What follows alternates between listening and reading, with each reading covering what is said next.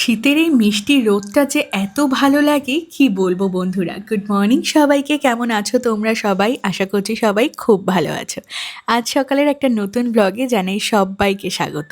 দেখো সকালবেলায় ব্রেকফাস্ট বানাচ্ছি। কতদিন ব্রেড আর এই ডিম টোস্ট খেয়ে না এত ভালো লেগে গিয়েছে, আজকেও আমি এটা খাচ্ছি।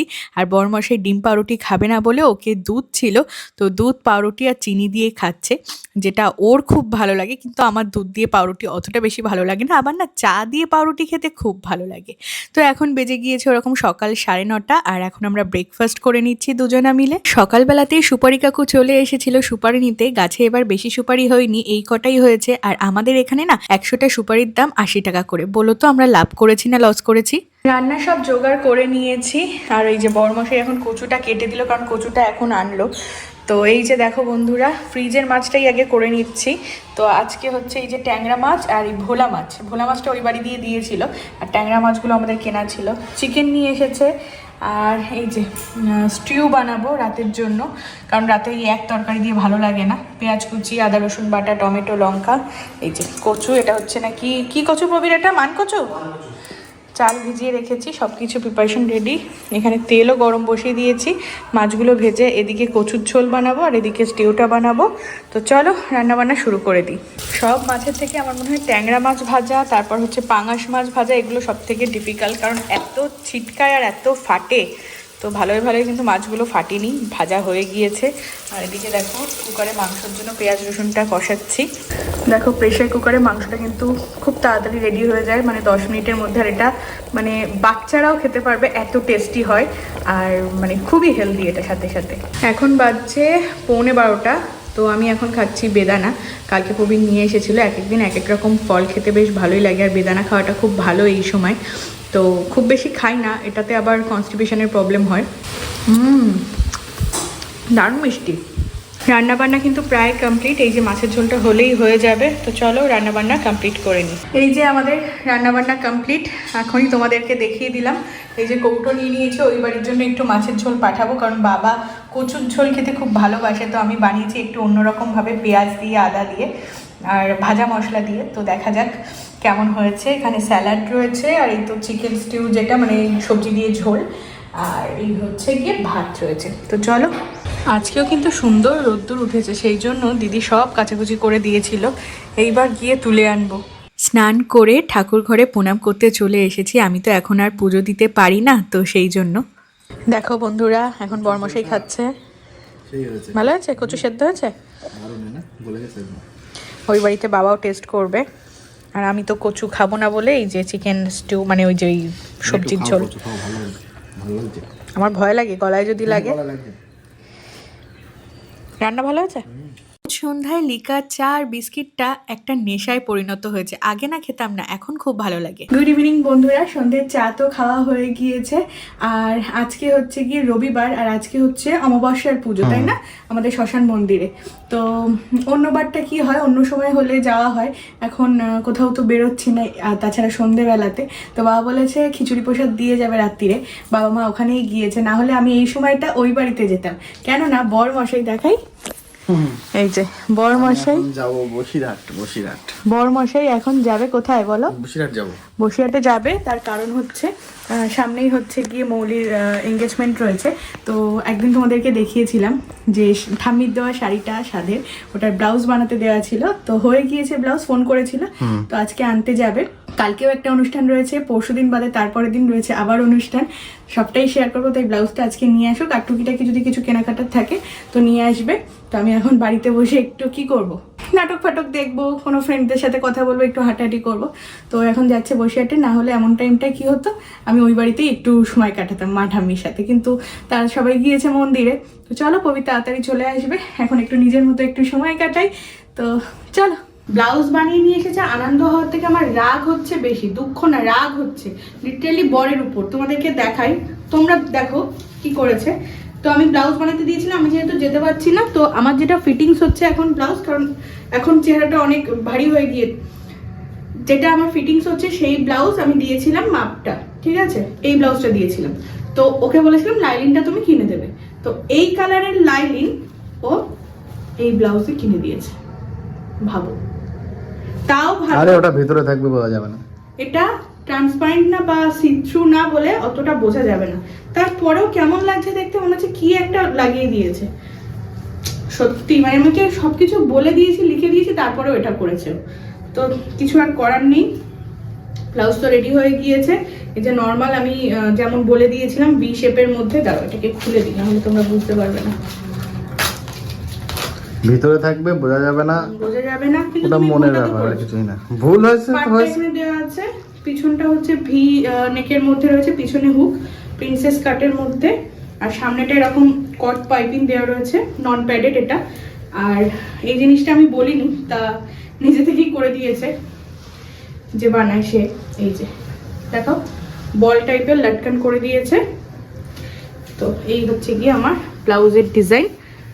তোমরা দেখো সিম্পলের মধ্যেই, বেশি হাবিজাবি করিনি কারণ শাড়িটা অনেক বেশি গর্জিয়াস, তো সেই কারণে। তো যখন পরবো সেই দিনকে অবশ্যই তোমাদের তো শেয়ার করব, ফিটিংসটা ভালো আসলেই হলো। আর যেটা ভুল সেম ভাবেই তো করে দিয়েছে, ফিটিং ভালো আসবে না কেন? তবুও পরে দেখার বিষয়। আর এই যে আমি বলেছিলাম লিটল হার্ট নিয়ে আসতে, আমার মাঝে মধ্যে একটু ক্রাঞ্চি খেতে ইচ্ছা করে। এটা কিন্তু কোন টাইমে বলো তো? মিড নাইটে, রাতে খাওয়া দাওয়ার পর শুয়ে যখন আমরা একটু মুভি দেখি বা ভিডিওর কোনো কাজ করি, তখন একটুখানি কিছু মানচিং খেতে ইচ্ছা করে, সেটার জন্য লিটল হার্ট। লিটল হার্টটা খেতে আমার ভীষণ ভালো লাগে। এগুলো 10 টাকার না, 5 টাকার গুলো তো 4টে না 5টা থাকে, ও থাকে না একদম।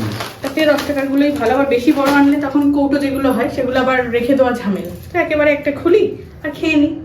এই একা খাচ্ছ নাকি? হ্যাঁ দেখো বন্ধুরা, আজকে বানিয়েছি ওই যে সকালে চিকেন এনেছিল, 300 গ্রাম চিকেন এনেছিল, তার থেকে 4-5 পিস মতো স্টিউ বানিয়েছিলাম, মানে ওই সবজি দিয়ে বানিয়েছিলাম। বাকিগুলো পরে বললো আমাকে স্টিউ খাওয়ার জন্য জোর করবে না, এগুলো দিয়ে অন্য কিছু বানাতে পারো। তো ওই আদা রসুন বাটা, একটু ধনে পাতা বাটা, আর কি দিলাম, লবণ, একটু লেবুর রস, দই ফই কিচ্ছু দিইনি, আর একটু বেল পেপার ছিল, তো সেগুলো দিয়েই ম্যারিনেট করা ছিল।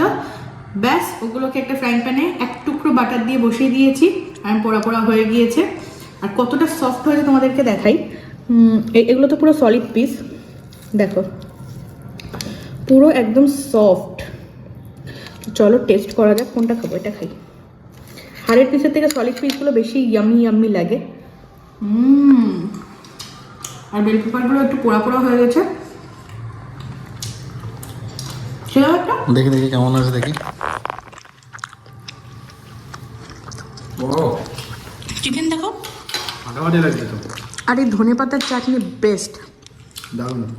আমি আবার একটু কাঁটা চামচ ছুরি নিয়েছি, এটা দিয়ে খাও।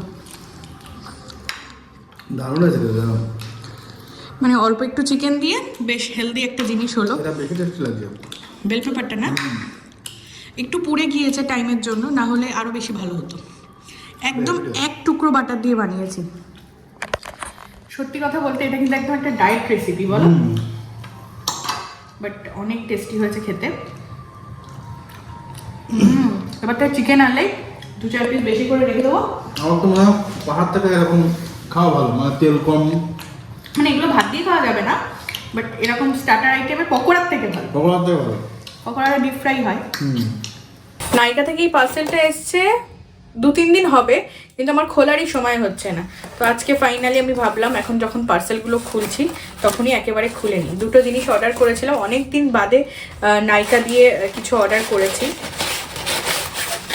আর নাইকা দিয়ে অর্ডার করেছি মানে বুঝতেই পারছো এটা মেকআপের জিনিস। সেটা দেখাই তোমাদেরকে।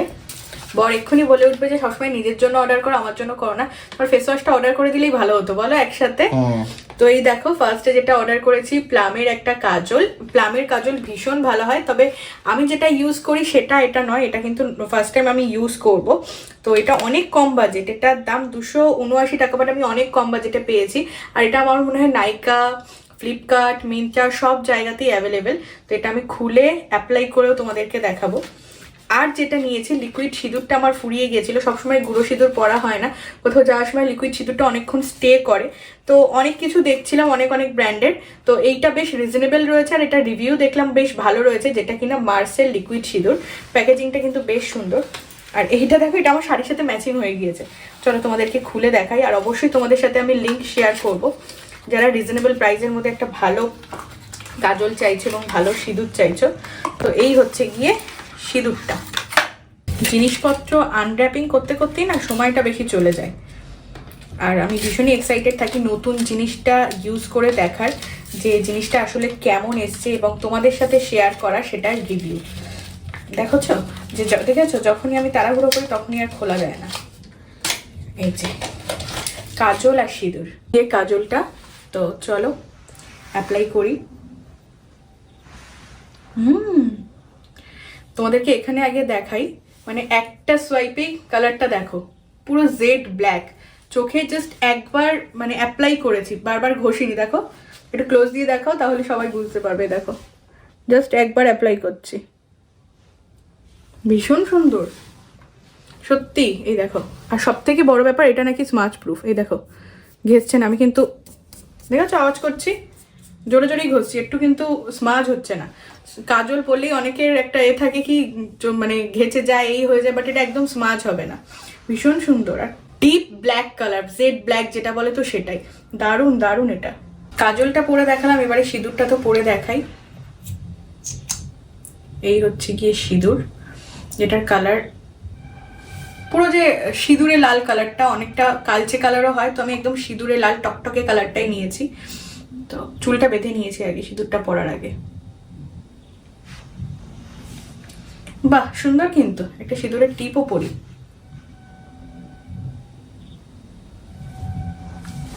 কেমন লাগছে জানিও কিন্তু।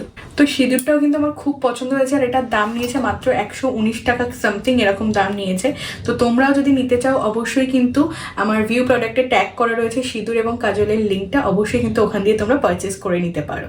পিঠে পুলি খেতে পারছি না, তাই কি হয়েছে, এই দেখো ফ্রিজে গাজর ছিল, গাজরগুলোকে গ্রেট করে নিয়েছি। গাজরের হালুয়া না, যেহেতু পার্বণ একটু পায়েস বানাবো, আগের দিন হালুয়া বানিয়েছিলাম ড্রাই ড্রাই। এই যে দুধ নিয়ে এসেছিলাম না, তো এই যে 1 লিটার মতো দুধ রয়েছে, দুধটাকে ঘন করছি। গাজরের পায়েস, যেখানে হচ্ছে ড্রাই ফ্রুটস, ঘি, তারপর চিনি, গুঁড়ো দুধ সব কিছু দিয়ে বানানোর চেষ্টা করি। এর আগে যদিও কোনোদিন আমি পায়েসটা বানাইনি, আজকে একটু ঝোল ঝোল হবে, তো তোমাদের সাথে শেয়ার করব রেসিপি। আশা করি ভালো লাগবে। আর তোমরা কারা কারা কী কী রকমের পিঠে খেলে অবশ্যই কিন্তু কমেন্ট করে জানাতে ভুলো না। ফার্স্টেই দেখো কাজু কিশমিশটাকে একটু ভেজে নিচ্ছি ঘিতে, যেভাবে আমরা নর্মাল পায়েস বানাই ঠিক তেমনভাবেই, শুধু চালের বদলে গাজরটাকে ভেজে নেব। বাহ, এখন থেকেই তো দারুণ গন্ধ বেরিয়েছে। ঘিয়ের জন্য, ঘিয়ের একটা মানে আলাদাই গন্ধ না, গাজরের তো আলাদা কোনো টেস্ট নেই, ঘিয়ের গন্ধতেই গন্ধ। এই যে দেখো ড্রাই ফ্রুটসগুলোকে ভেজে নিয়েছি, এবারে ঘিয়ের মধ্যে গাজরটাকে ভেজে নেব, যতক্ষণ না গাজরটা ভালো করে ভাজা হয় এবং কাঁচা গন্ধটা চলে যায়। এর মধ্যে সামান্য একটু লবণ দেবো। এবারে কিন্তু দুধটা দিয়ে দিচ্ছি, দুধটা একটু বেশি পরিমাণেই দেবো, যাতে ফুটে ফুটে একটা সুন্দর একটা পায়েস তৈরি হয়, মানে পায়েস যেরকম একটু ঘন ঘন হয়। আর এই জিনিসটা দুধের জিনিস তো বসে যাবে, সেই জন্য একটু দুধের পরিমাণটা বেশিই দিলাম। চিনিটাও পরিমাণ মতো দিয়ে দিলাম। এবারে গুঁড়ো দুধ দেবো, একটু ফুটে উঠুক, আর লাস্টে ড্রাই ফ্রুটসগুলো দিয়ে নামিয়ে নেবো। আমার কাছে এলাচটা নেই, এলাচের গুঁড়ো বা একটু এলাচের দানা দিলে না আরও বেশি টেস্ট হতো, তবুও আমি তেজপাতা দিয়েছি, তো আশা করি টেস্টি হবে। এই যে দেখো আমাদের পায়েস তো রেডি হয়ে গিয়েছে, দেখতেই কতটা লোভনীয় লাগছে বলো। এটা কিন্তু গরম গরমও ভালো লাগে, ইভেন একটু ঠান্ডা করে ফ্রিজে রেখে খেতেও কিন্তু দারুণ লাগে। আজকে পৌষ সংক্রান্তি স্পেশাল গাজরের পায়েস রেডি। নাও নাও টেস্ট করো, আমি অলরেডি টেস্ট করে নিয়েছি। কেমন হয়েছে? দারুণ ছেন বেরোচ্ছে তো। কত জলদি হয়ে গেল, বাহ, চালের পায়েসের থেকে অনেক কম টাইম লেগেছে। বলো বলো, ফাটাফাটি ফাটাফাটি না?